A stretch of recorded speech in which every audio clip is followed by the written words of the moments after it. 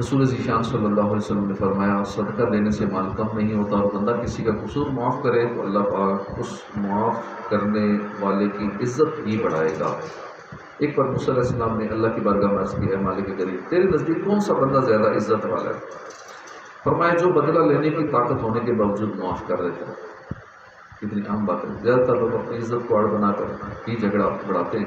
کوئی کہتا ہے میں بدلہ نہ لوں تو میری ناک کٹتی ہے، کوئی کہتا ہے اس نے مجھے گالی دی تھی میں کیسے معاف کر دوں، کوئی کہتا ہے اس نے بڑے بازار میں لوگوں کے سامنے میری بے عزتی کی، میں کبھی معاف نہیں کروں گا۔ تو معاف کیجیے، عزت اصل میں وہ ہے جو اللہ کے حضور ہے۔ ہم طاقت ہوتے ہوئے معاف کر دیں گے تو اللہ کے ہاں ہماری عزت بڑھے گی، جب اس کے حضور عزت بڑھے گی تو دنیا میں عزت خود ہی بلند ہو جائے گی۔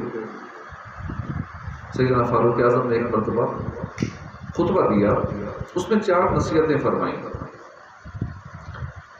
آپ نے فرمایا کہ من لا یرحم لا یرحم، جو رحم نہیں کرتا اس پر رحم نہیں کیا جاتا۔ من لا یغفر لا یغفر له، جو معاف نہیں کرتا اسے معاف نہیں کیا جاتا۔ من لا یتوب لا یتاب علیہ، جو توبہ نہیں کرتا اس کی توبہ قبول نہیں کی جاتی۔ من لا یتق لا یغفر، جو خود بچتا نہیں ہے اسے بچایا بھی نہیں جاتا۔ چاروں باتیں دل میں بٹھا لیجیے، رحم کیا کریں اللہ رحم فرمائے گا، معاف کیا کیجیے روز قیامت گناہوں کی معافی ملے گی، توبہ کیا کیجیے اللہ توبہ قبول فرما لے گا، خود کو گناہوں سے، بری باتوں سے، برے کردار سے، برے اخلاق سے، دنیا اور آخرت کے نقصان سے بچانے کی کوشش کیا کریں، رب کریم غیب سے مدد فرمائے گا اور دنیا اور آخرت کے نقصانات سے حفاظت ہوگی۔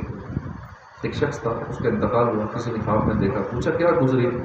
کہا ایک دن بیوی نے کھانے میں نمک زیادہ ڈال دیا تھا، مجھے غصہ آیا مگر میں غصہ پی گیا، اسے کچھ نہیں کہا، بس اسی عمل کی وجہ سے اللہ نے میری بخشش فرمائی، میرے سارے گناہ معاف فرمائے۔ تو معاف کرنے والے کو معافی ملتی ہے، لہٰذا ہم معاف کرنا اپنا لیں، اللہ ہمیں معاف کر دے گا۔ گھر میں، بار دوستوں میں، ہر جگہ معاف کرنا اپنائیں۔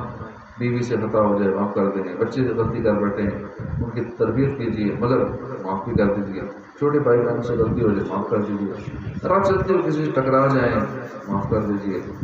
بس کہ روزانہ بہت ساری باتیں ہمارے مزاج کے خلاف ہوتی رہتی ہیں، معاف کرنے کی عادت بنائیے، ثواب بھی ملے گا، آخرت میں چھٹکارے کی صورت بھی بن جائے گی انشاءاللہ۔ اللہ پاک ہمیں مزید توفیق عطا فرمائے۔ حضرت سعید بن مسیب فرماتے کہ ایک دن ہم فاروق اعظم رضی اللہ عنہ کی خدمت میں حاضر تھے، قاری نے یہ آیت کریمہ تلاوت کی، لیجزی عمر بما صنع، یہ آیت کریمہ، تو اسے سن کر امیر المومنین نے آیت کریمہ قاری نے تلاوت کی، لیجزی قوم بما کانوا یکسبون، تو اسے سن کر سیدنا فاروق اعظم نے فرمایا لیجزی عمر بما صنع، یعنی آیت کا معنی یہ ہے کہ اللہ پاک عمر کو اس کے اعمال کی جزا دے گا۔ یہ جزا کیا ہوگی جو فاروق اعظم کو دی جائے گی؟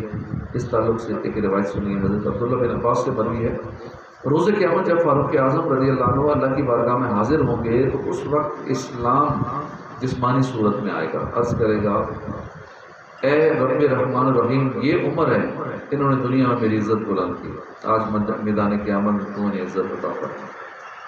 اس کے ساتھ فاروق اعظم رضی اللہ عنہ کو 2 جبے پہنائے جائیں گے، ان جبوں کی خوشبو ایسی ہوگی کہ ان میں سے ایک بھی دنیا میں کھول دیا جائے تو ساری دنیا اس کی مہک سے معطر ہو جائے۔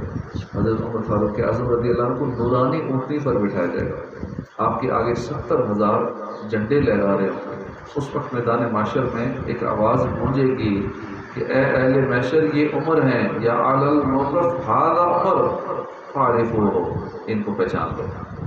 یہ ہے شان فاروقی۔ یکم محرم امران کو یوم فاروق اعظم ہے، اس دن آپ کو شہید کیا گیا، تو نیک مومن نہایت پختہ دین والے عظیم الشان صحابی رسول، مسلمانوں کے دوسرے خلیفہ وزیر مصطفیٰ حضرت فاروق اعظم کی یاد منائیے، گھر میں، دفتر، دکان پہ، جہاں جہاں ہو سکے ایصال ثواب کا کام کرنا چاہیے، کوئی لنگر تقسیم کرنا چاہیے، کوئی محفل ہو سکے تو اس کا اہتمام کرنا چاہیے، اور گھر میں تو لازمی اہتمام کرنا چاہیے، گھر میں جو کچھ پکا ہے سارے گھر والے مل کے سیدنا فاروق اعظم کا ذکر خیر کریں اور اصال ثواب بھی کریں، خوب برکت نظر کریں، اللہ پاک توفیق عطا فرمائے۔ آمین بجاہ نبی الامین صلی اللہ علیہ وسلم۔